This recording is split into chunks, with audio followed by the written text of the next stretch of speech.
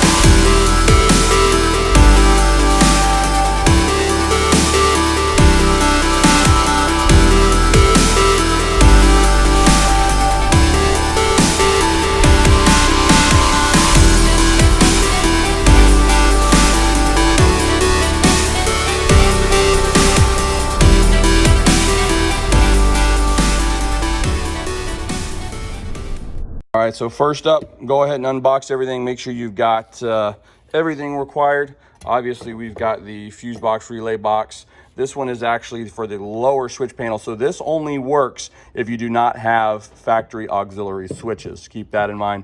We've got our positive and our negative, and obviously our wires that run to our controller through the firewall. Other than that, little bag of some zip ties, some connectors, and heat shrink. All right, step one, we're gonna go ahead and remove these two bolts. Rough Country actually says they're 13 millimeter. I don't know if that's changed over the years of the JL, but these are actually both 10 millimeter. So we're gonna go ahead and remove those. I already loosened them up. We'll come back over here. Go ahead and take that lid off. And then we're gonna go ahead and secure this right in place using the same two factory bolts. We've tightened up those two bolts. Now you're gonna be working on the firewall here. So I like to keep this little foam mattress. I put it up here, then I go ahead and put the hood all the way back. That just helps me get in there a little bit easier because it already is a tight spot to work with. Much better now, we can get in there. So next step is you're gonna be reaching down in here. You can see right there, that guy, we are going to twist and remove so that we can get access to the inside cab. It is kind of a tight fit. I've got some big hands. I actually just grabbed a long set of needle nose, went ahead and connected this, and it popped right out.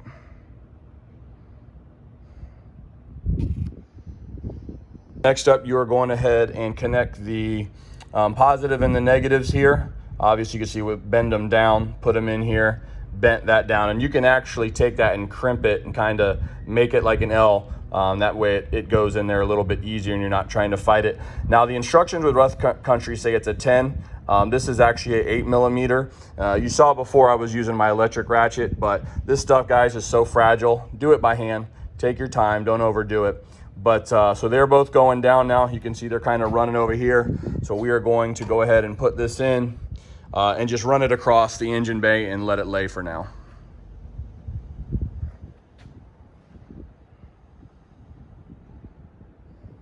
If you don't already have some of these plastic trim tools, go ahead and get you a set.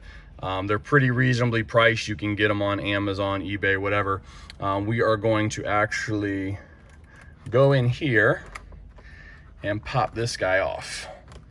So that's basically what we're gonna do. We're gonna remove this whole piece all the way across. Then we've got a bolt in here because this lower piece has to come off. This is where the switch panel is actually gonna go to. We went ahead and got the top piece removed. You can see here quite a few clips. So there is a clip over here in the corner. So be very careful. Try not to break these off. I know it's hard, but you do kind of have to use a little bit of muscle. But again, just get this guy in here, move it around a little bit, move it around a little bit, get it, and then you can slowly pull that off and it comes off. And just remove it slowly. Don't rip the whole thing off. So next up, we're gonna go ahead and remove this guy here with a Phillips head so we can get this lower part out. All right, so to help give you a little bit of room, you got the clip here going to the bezel right there. And then for your push button start, you got one clip. Go ahead, undo both of those. It's gonna help you get to this guy a little bit easier here. Now that he's off, put that there. And then we're gonna go ahead and pull this guy out. Just a nice snug pull. This guy is removed. We've got complete access to the area we're going to be working with. And again, we are going to go ahead and unplug everything. So best thing to do, guys, if you're not really comfortable, is take a bunch of pictures. You could do some color coded, like if you want to do blue and then make a little blue mark, white, make a little white mark, just to help you remember how to put everything back together. Or just take some really nice pictures. That looks like it'll help. You know, you've got a gray one, you've got a black one, so there's some different colors, but just a little extra security feature if you haven't done this before. Everything is undone. This goes over to the cigarette lighter.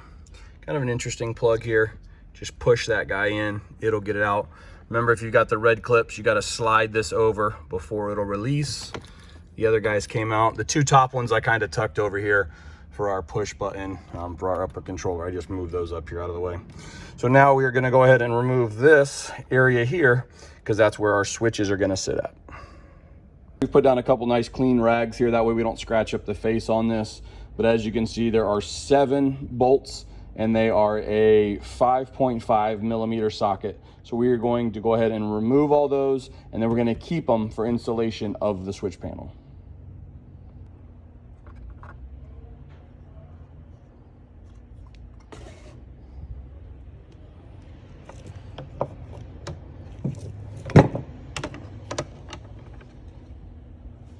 Bam, perfect fit. Now we're just going to go ahead and put back 4 of the factory screws. Again, 5.5 millimeter. We got everything installed. Kind of a side note, again, you're not going to be using these 3 holes, but go ahead and put the leftover bolts back in there just in case you want to put this back later. You're not trying to find those screws. They're not going to get in the way of anything. So just go ahead and put those in there. I'm going to give this back to the customer. Obviously, they can put it wherever. And if they want to, it's there. If not, oh well. Now that we've got everything put together on the panel, it's go ahead and time to run the line. Again, this is the piece that is going to stay inside. You can see we went that way down under the driver's side. And then those of you who haven't seen this before, big, huge zip tie. Very good for fishing line through. So you can see it dropped right here. We've got it all taped up, but we're going to go ahead and put that through, get our grommet, and run our wire out of that hole again, through this guy, through here, onto our connector. The reason why I started over here is because this side is bigger, so it's easier to get the smaller part through and not go from the switch panel to up front. Again, we have went ahead and fished through the firewall. You can see right in, back in there. Got our little rubber grommet to seal that up. Come here, we are plugged in. We went ahead and loosened these 2 guys up, ran the wires under there. We'll secure those here in a moment. So we're gonna go back to installing the panel in the dash. All right, so lower panel is installed. Guys, make sure you do move that wire out. It was a little bit tighter to get it back in there, but we're gonna go ahead and connect top piece here, get our key ignition done, our push button ignition, sorry. That wraps up today's install of the MLC-6 from Rough Country for the Jeep JL, where it replaces the bottom empty space on the JL with 6 switch panels. So good thing is very seamless, very clean looking, almost like a factory touch to it. Again, if you have the auxiliary switches, you cannot add this to it. So keep that in mind. I don't know why you'd need so many switches, but then again, some people do. So just keep that in mind when you're ordering. Definitely think this is something you guys can do at home yourself. Again, get those trim tools. Other than that, standard socket, Phillips head, nothing really too special or fancy here for this controller needed to install. Just take your time. Probably would take you 2 hours if you've got all the right tools. Maybe a little bit longer if you've never done anything like this before, but super safe way to hook up your accessory lights, accessory powers. And if you guys have any questions, comments, put them below. We'll try to answer them for you. Don't forget to like and subscribe to the page. Also find us on Instagram, guys, and Facebook. We've got our Jeep Lab pages on there, Tampa Jeep Lab and the Jeep Lab. So thanks for watching, guys. See you next time.